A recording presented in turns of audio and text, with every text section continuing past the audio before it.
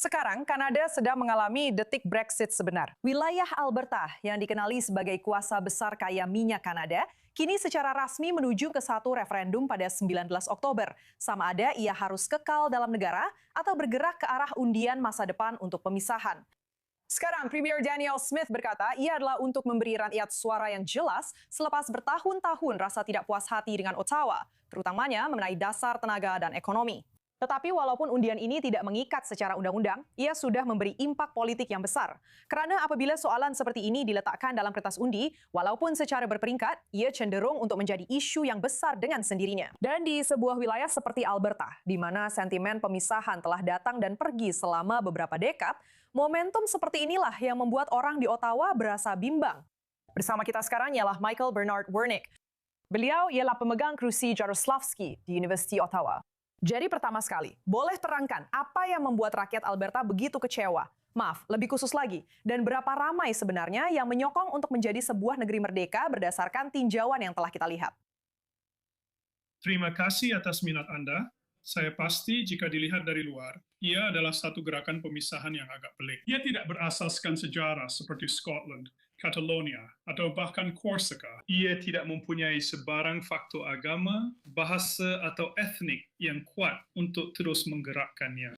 Ia pada asasnya dibina atas, seperti Anda katakan dalam pengenalan Anda, sejenis rasa tidak puas hati yang dipupuk kerana tidak mendapat apa yang diinginkan dalam penetapan dasar negara dan terutamanya berkaitan dengan ekonomi sumber. Alberta mempunyai kira-kira 5 juta penundi daripada jumlah keseluruhan 42 juta rakyat Kanada. Kebanyakan rakyat Kanada tinggal di Ontario dan Quebec dan mereka cenderung untuk mendominasi keputusan pilihan raya dan parlimen dan sebagainya.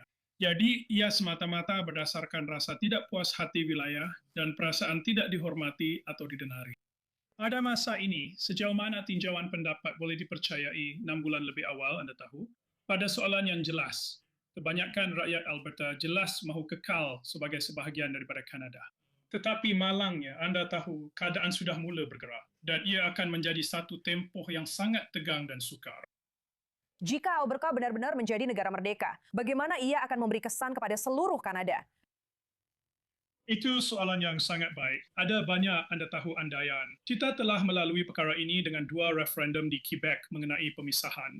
Anda tahu, perkara utama ialah kita sedang menuju ke arah yang tidak diketahui, ke arah yang tidak diketahui.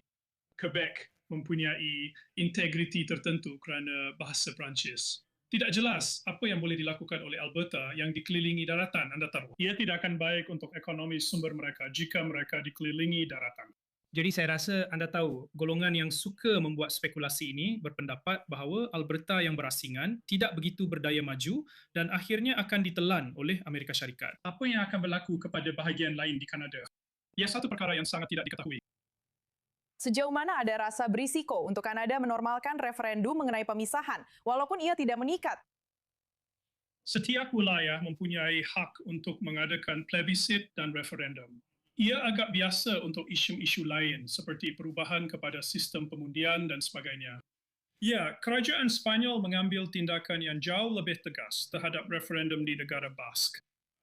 Jadi Anda tahu, saya rasa sejauh mana ada strategi di sebalik Perdana Menteri, dia berharap untuk mencetuskan rundingan mengenai konsesi politik dan Anda tahu, lebih banyak otonomi untuk wilayah itu. Mungkin perubahan perlembagaan, tetapi itu adalah satu pertaruhan yang sangat besar.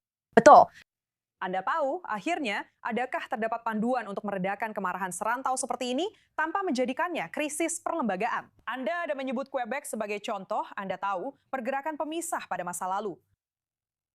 Jadi, pada mulanya, soalannya ialah, apa yang Anda mahu untuk menjadi sebahagian daripada Kanada?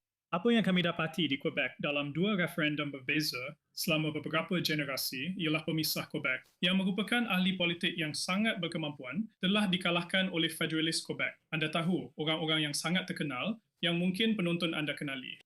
Jadi saya rasa akhirnya ini adalah perdebatan yang perlu diadakan di Alberta. Dan rakyat Alberta yang merupakan federalis atau unionis atau suara kuat untuk kekal sebagai sebahagian daripada Kanada dan menyelesaikan masalah dalam Kanada perlu tampil ke hadapan.